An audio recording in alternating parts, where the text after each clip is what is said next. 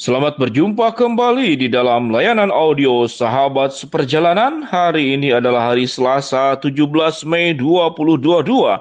Tema renungan dan saat teduh kita sebuah pertanyaan. Kebal terhadap masalah, kebal terhadap masalah. Firman Tuhan terambil dalam Ayub 11 ayat yang ke-17. Kehidupanmu akan menjadi lebih cemerlang daripada siang hari, kegelapan akan menjadi terang seperti pagi hari.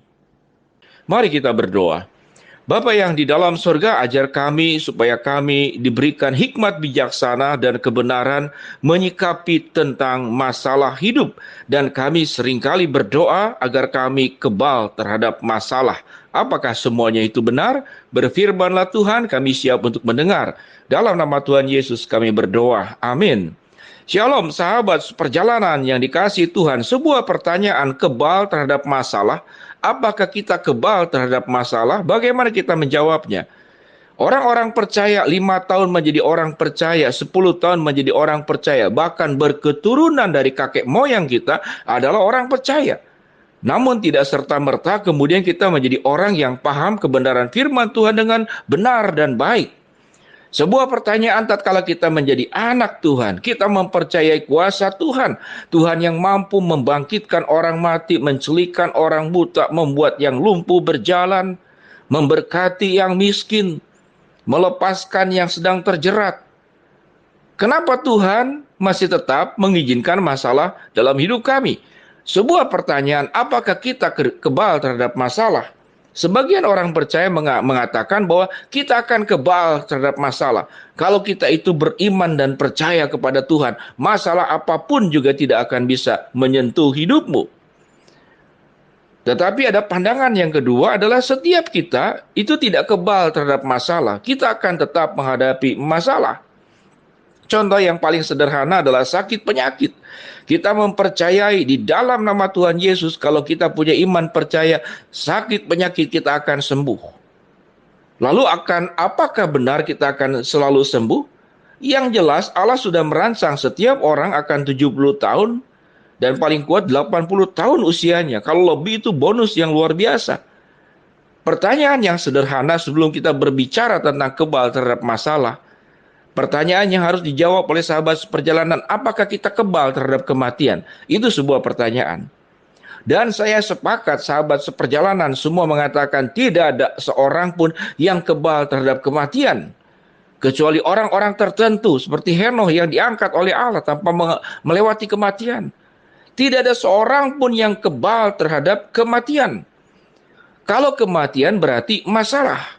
Proses seseorang menjadi mati itu proses menua, mengalami sakit penyakit, ada yang meninggal karena kecelakaan, ada yang meninggal kecelakaan di udara, kecelakaan di darat, kecelakaan di dalam air, termasuk kakak saya. Meninggal tenggelam. Ada yang meninggal karena sakit penyakit, dan ingat, tubuh kita itu proses menua. Lalu, faktor yang kedua, karena kita tidak kebal kepada kematian. Faktor yang kedua, dunia ini diisi oleh manusia yang berdosa. Sekalipun sudah ditebus oleh Kristus, tetapi tetap masih berjuang, bergumul bagaimana mengatasi dosa. Kalau sudah ada dosa, berarti tidak ada yang kebal kepada masalah. Akan selalu ada orang jahat, akan selalu ada pembunuh, akan selalu ada perampok, akan selalu ada orang yang suka menfitnah, akan selalu ada orang tidak setia, akan selalu ada orang yang memanfaatkan. Tatkala kumpulan manusia yang tidak sempurna, merekalah pencipta masalah. Sehingga masalah itu ada di kiri kanan, atas bawah, depan belakang. Dan kita sendiri adalah sumber masalah. Buat diri kita sendiri ataupun diri orang lain. Sehingga pertanyaannya, apakah kita kebal terhadap masalah? Jawabannya, tidak ada seorang pun yang kebal terhadap masalah. Proses yang berikut adalah sebuah janji Tuhan bahwa tatkala kita menghadapi masalah, kita akan selalu keluar sebagai pemenang. Kita akan selalu keluar mengalahkan setiap masalah yang ada.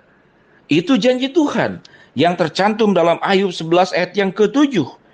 Kehidupanmu akan menjadi lebih cemerlang daripada siang hari. Artinya sebelumnya ada proses yang tidak cemerlang. Ada proses dalam kegelapan. Ada proses yang katakanlah suram. Dari suram kemudian menjadi cemerlang. Kegelapan akan menjadi terang seperti pagi hari.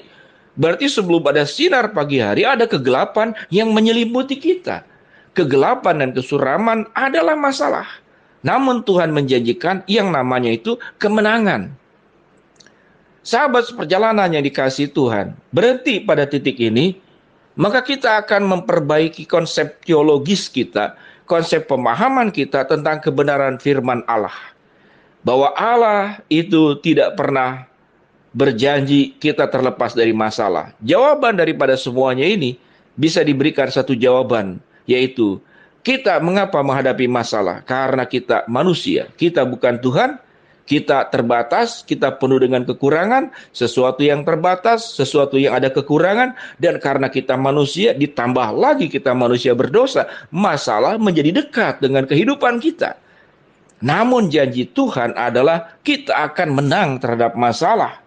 Kehidupanmu akan menjadi lebih cemerlang daripada siang hari, kegelapan akan menjadi terang seperti pagi hari. Ini adalah janji Tuhan. Janji Tuhan, tatkala kita menghadapi masalah, kita tidak ditinggalkan. Kita akan disertai. Aku sekali-kali tidak akan meninggalkan engkau dan aku sekali-kali tidak akan membiarkan engkau. Aku merancangkan rancangan damai sejahtera dan bukan rancangan kecelakaan. Masa depan yang penuh dengan harapan. Pencobaan-pencobaan yang kamu alami adalah pencobaan biasa yang tidak melebihi kekuatanmu. Tatkala engkau dicobai, Tuhan akan memberikan jalan keluar sehingga engkau sanggup melewatinya. Kita bisa melewati lembah kekelaman, namun gada dan tongkat Tuhan yang akan menolong kita. Tatkala kita menghadapi masalah, kita melihat ke langit. Pertolonganku, dari manakah pertolonganku, ya Tuhan? Tatkala aku melihat ke gunung-gunung, ke langit, pertolonganku ialah dari Tuhan yang menciptakan langit dan bumi. Allah menjanjikan kemenangan. Tidak ada Allah menjanjikan hidup tanpa masalah. Masalah akan ditutup bukunya, masalah akan ditutup pintunya tatkala kita berhadapan dengan kematian dan kita akan memasuki sebuah kehidupan yang maha sempurna di surga yang abadi. Kalau saat ini, selama kita masih hidup, doa kita adalah Tuhan jauhkan masalah dari hidupku, maka tanda kutip engkau sedang meminta kematian. Sewaktu engkau berdoa, Tuhan, hidupku tidak pernah mau ada masalah lagi, maka engkau sedang meminta kematian. Engkau sedang meminta bahwa engkau akan pulang ke rumah Bapa di surga lebih cepat daripada teman-teman yang lain, sahabat seperjalanan yang masih tinggal di dalam dunia ini. Sehingga sewaktu engkau berdoa, Tuhan, jauhkan masalah dari hidupku, maka engkau sedang memohon lebih cepat pulang ke rumah Bapa di surga. Dan saya percaya bukan doa itu yang kita minta. Sehingga jangan salah berdoa, jangan punya konsep yang keliru tentang masalah, masalah tetap ada. Yang Tuhan janjikan, Tuhan akan memberikan kemenangan. Sebagaimana dalam Ayub 11 ayat yang ke-7, kehidupanmu akan menjadi lebih cemerlang daripada siang hari, kegelapan akan menjadi terang seperti pagi hari. Mari sahabat seperjalanan, kita berjuang. Sewaktu kita salah konsep tentang masalah, yang terjadi adalah keluh kesah, menyalahkan Tuhan, lalu menyalahkan diri sendiri. Jangan saya tidak beriman. Jangan saya kurang percaya. Itu bukan masalah kurang percaya dan kurang beriman. Karena memang hidup kita tidak pernah akan lepas daripada masalah. Yang Tuhan janjikan, Tuhan akan mengangkat engkau menjadi pemenang.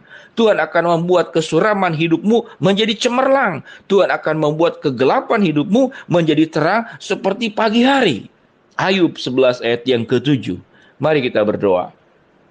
Bapa yang di dalam surga, terima kasih buat kebenaran firman Allah yang diajarkan kepada kami. Bahwa kami tidak pernah lepas dari masalah, namun kami akan selalu menjadi pemenang menghadapi masalah. Tuhan berkati bagi mereka yang sedang menghadapi masalah. Tuhan bukakan jalan. Yang sakit Tuhan jamah sembuhkan. Yang sedang berdoa memohon sesuatu, Tuhan kabulkan dengan cara dan waktumu. Dalam nama Tuhan Yesus kami berdoa. Amin. Shalom sahabat seperjalanan. Tuhan memberkati kita semua. Amin.